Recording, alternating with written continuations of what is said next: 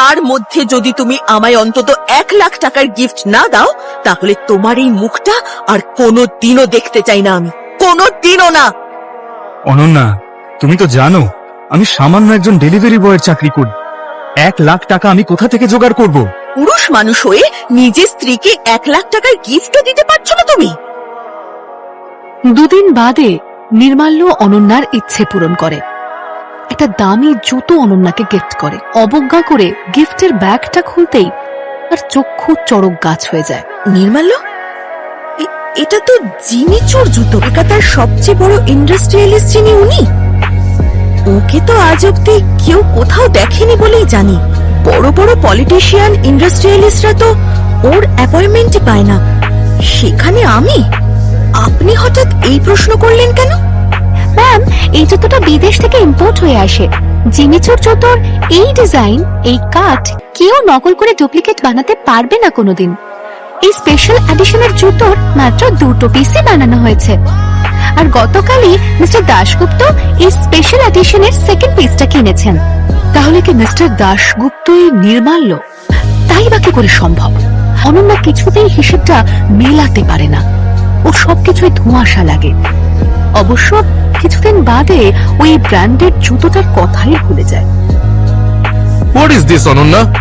তোমার জন্য আমি 1 ঘন্টা ধরে অপেক্ষা করে আছি। সো সরি বিপ্লব, একটা ইউজলেস ছেলের জন্য লেট হয়ে গেল। সারপ্রাইজ ডার্লিং, তোমার জন্য, শুধুমাত্র তোমার জন্য ইন্ডিয়ার সবচেয়ে নামকরা ডিজাইনার অভিষেক পালের থেকে লেহেঙ্গা কিনে এনেছি আমি। এত দামি লেহেঙ্গা দেখে অনন্যা খুব খুশি হয়ে যায়, কিন্তু লেহেঙ্গাটা দেখে নির্মাল্য কেন জানি না সন্দেহ হয়। এই লেহেঙ্গাই দীপিকা নিজের বিয়েতে পড়েছিল। 20 lakh! Oh my God, I am so lucky. এটা আসল নয় মানেটা কি? তোমার মতো চাকর আমায় শেখাবে কোনটা আসল আর কোনটা নকল? লোয়ার ক্লাস ছেলে একটা, আমার মুখে মুখে কথা বলছে, এত বড় সাহস! ডিজাইনার অভিষেক পালের নাম শুনেছো তুমি আদৌ? অভিষেক পালের আসল লেহেঙ্গার মেটেরিয়াল অরিজিনাল সিল্ক ছিল। এখানে তো সস্তার মিক্সড সিল্ক ইউজ করেছে। ডিজাইনটাও মাইনিউটলি দেখলে বোঝা যাবে এটা অন্য পাতি ডিজাইন। আর মূল সন্দেহের কারণ হলো ওর লোগো। অভিষেকের লোগোটা তো সম্পূর্ণ আলাদা। যে কোনো মলে এসব নকল কপি করা ডিজাইনের লেহেঙ্গা অনায়াসে 5-6 হাজার টাকায় পাওয়া যায়। আমার কোম্পানিতে ইনভেস্টার, ইন ফিউচার আমার কোম্পানি আরো গ্রো করলে ওর সাপোর্ট আমার দরকার। আর নির্মাল্য কি বোঝে বিজনেসের? সামান্য একজন ডেলিভারি বয় আমায়ও মানুষ চেনাবে? বাধ্য হল। একটা কথা কান খুলে শুনে রাখো বিপ্লব, অনন্যা আমার লিগ্যাল ওয়াইফ। অগ্নিকে সাক্ষী রেখে 7 পা ঘুরে আমরা বিয়ে করেছি। তাই নেক্সট টাইম ওর সঙ্গে ফ্লার্ট করার সময় এটা মাথায় রেখো, নয়তো নেক্সট টাইম আমি অনেক কিছু মাথায় রাখবো না, কেমন? আর ভবিষ্যতে ডিজাইনার, ব্র্যান্ড এইসব নিয়ে ফেক করার আগে না, ভালো করে রিসার্চ করে নিও, তাহলে অন্তত এত সহজে ধরা পড়ে যাবে না। আমার চোখে ফাঁকি দেওয়া অত সহজ নয়। আমি মানুষ চিনতে ভুল করি না। এই রাখতেই ওই ফোনে একটা মেসেজ আসে, ওর মিটিং করতে যাওয়ার location golden city. Golden city শুধু কলকাতার না, ইন্ডিয়ার অন্যতম গুরুত্বপূর্ণ বড় লোকদের সোসাইটি।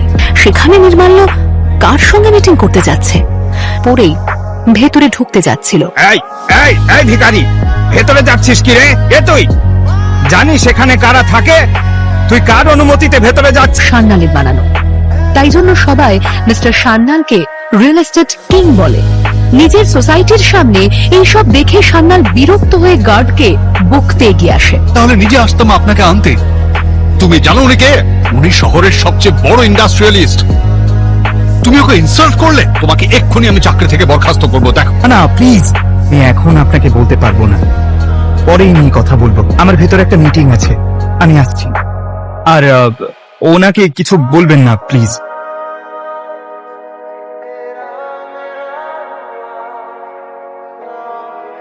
এই ভিখারির মতো লোকটা বড় ইন্ডাস্ট্রিয়ালিস্ট কি করে হতে পারে? নির্মাল্য ভেতরে ঢুকে আসে। ভেতরে বিজনেস মিটিং হচ্ছে। নির্মাল্য চারিদিক দেখে ভালো করে। একটা লোককে দেখে চমকে উঠে তাড়াতাড়ি নিজেকে আড়াল করে নেয়। আমায় আগে কেন বলেননি যে আমায় ওই লোকটার সঙ্গে মিটিং করতে হবে? আমার কপালে বন্দুক ঠেকিয়ে ওই লোকটার সঙ্গে মিটিং করাতে পারবেন না। 200 কোটি তো দূরের কথা, 200 টাকা ডিলও আমি ওই লোকটার সঙ্গে করব না। এই লোকটা কে ছিল? নির্মাল্য ওকে এত কেন ভয় পাচ্ছিল? নির্মাল্যকে কেন এই লোকটার সঙ্গে মিটিং করতে পাঠানো হয়েছিল? নির্মাল্যর আসল পরিচয় আসলে কি? ও কি সত্যি গরিব নাকি বড়লোক? বড়লোক হলে ও বিশ্বাস বাড়িতে চাকরের মতো কেন আছে?